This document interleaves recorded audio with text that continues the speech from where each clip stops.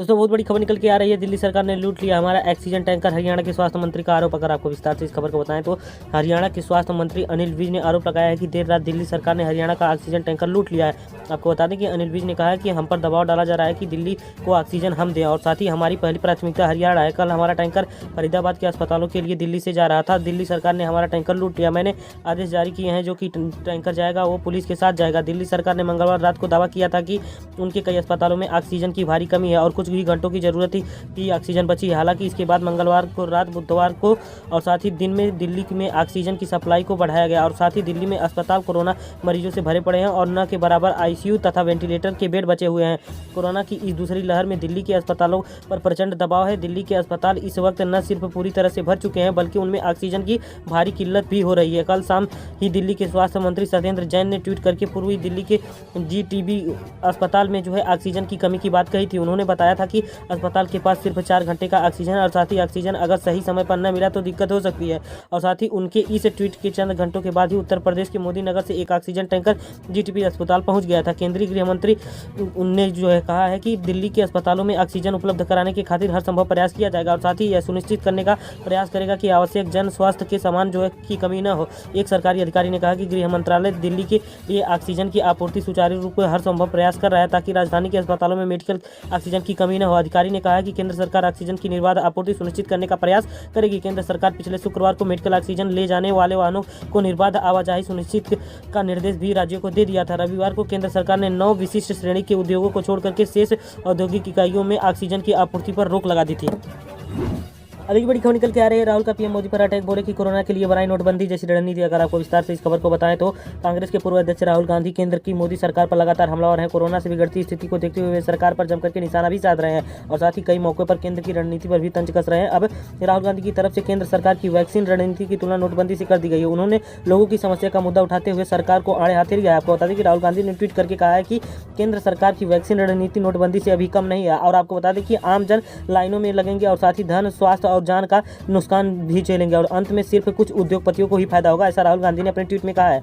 इससे पहले भी राहुल की तरफ से सरकार को इस मुद्दे पर घेरा गया था और उन्होंने कहा था कि इस बात पर गुस्सा जाहिर किया था और उन्होंने कहा है कि सरकार एक तरफ से बढ़ते कोरोना के मामलों का दोष आम आदमी के सिर पर मढ़ा जा रहा है और साथ ही उन्होंने आगे का मांग की है कि पलायन कर रहे मजदूरों को खाते में पैसे सरकार डाले। साथ ही ट्वीट में राहुल गांधी ने लिखा है कि प्रवासी एक बार फिर से पलायन कर रहे हैं, ऐसे में केंद्र सरकार की जिम्मेदारी है कि उनके खाते में पैसे डाले जाए और साथ ही लेकिन कोरोना को फैलने के लिए जनता को दोष देने वाली सरकार क्या ऐसा जन सहायक कदम उठाएगी। और उन्होंने आगे अपने इस बात में कहा है कि केंद्र सरकार की वैक्सीन रणनीति नोटबंदी से कम नहीं है।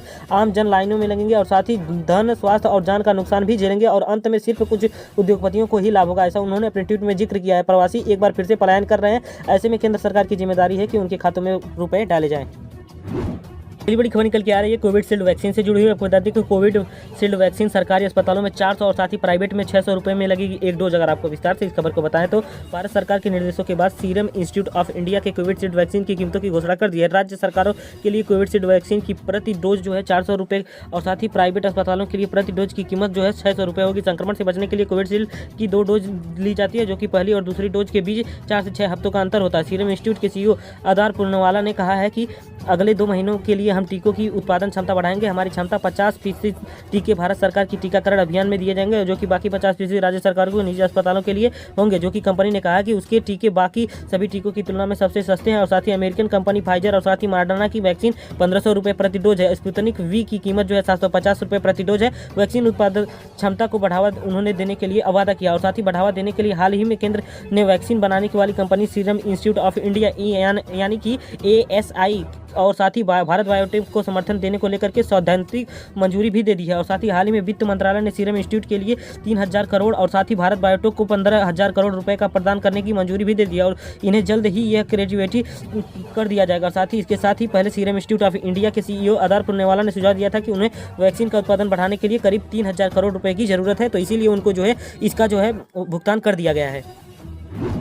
खबर निकल के आ रही है प्रियंका गांधी से जुड़ी हुई। आपको बता दें कि प्रियंका गांधी का केंद्र पर आरोप, कहा कि आईएसआई से बात कर सकती है सरकार, लेकिन जो है विपक्षी पार्टियों से नहीं बात करेगी। आपको बता दें कि कांग्रेस महासचिव प्रियंका गांधी ने केंद्र सरकार पर बड़ा आरोप लगाया। समाचार एजेंसी ANI को दिए इंटरव्यू में प्रियंका गांधी ने कहा है कि केंद्र सरकार जो है दुबई में पाकिस्तान की गुप्तचर एजेंसी IASI और साथी के साथ बात कर सकती है, जो कि कोरोना के लेकर के विपक्ष की तरफ से केंद्र सरकार को दिए गए सुझाव के बारे में पूछे गए सवाल में जब प्रियंका गांधी ने यह जवाब दिया तो प्रियंका गांधी ने कहा कि मौजूदा केंद्र सरकार ISI के साथ बात कर सकती है, लेकिन विपक्षी दलों के नेताओं के साथ बात नहीं करती है। और साथ ही प्रियंका गांधी ने आगे कहा है कि केंद्र सरकार दुबई में पाकिस्तान के साथ बात कर रही है। हाल ही में पूर्व प्रधानमंत्री और कांग्रेस नेता मनमोहन सिंह जी ने जो है केंद्र सरकार तथा PM मोदी को कोरोना महामारी से लड़ने को लेकर के एक चिट्ठी लिख करके सुझाव दिए थे। प्रियंका गांधी ने आगे कहा है कि पूर्व प्रधानमंत्री मनमोहन सिंह 10 साल तक प्रधानमंत्री रह चुके हैं और पूरा देश जानता है कि वे कितने गौरवशाली व्यक्ति हैं और साथ ही उनको कितना सरकार चलाने का अनुभव है। साथ ही अगर वो इस समय महामारी के समय सुझाव दे रहे हैं तो उनके सुझावों को उनके गौरव के साथ जो है लीजिए और साथ ही जिसके साथ ही इसका जो है सम्मान भी किया जाना चाहिए। प्रियंका गांधी ने केंद्र सरकार की कोरोना से लड़ने की रणनीति पर भी सवाल उठाया। उन्होंने कहा है कि पिछले 6 महीने के दौरान देश में 11 लाख से ज़्यादा रेडीमेड इंजेक्शन की निर्यात किए जा चुके हैं और साथ ही जनवरी से मार्च तक जो है देश में 6 करोड़ वैक्सीन डोज भी एक्सपोर्ट हुआ है, जबकि इन सभी को लेकर के अगर देश में ज़्यादा ज़रूरत थी। प्रियंका गांधी ने ऑक्सीजन की किल्लत को लेकर के भी केंद्र सरकार पर निशाना साधा है।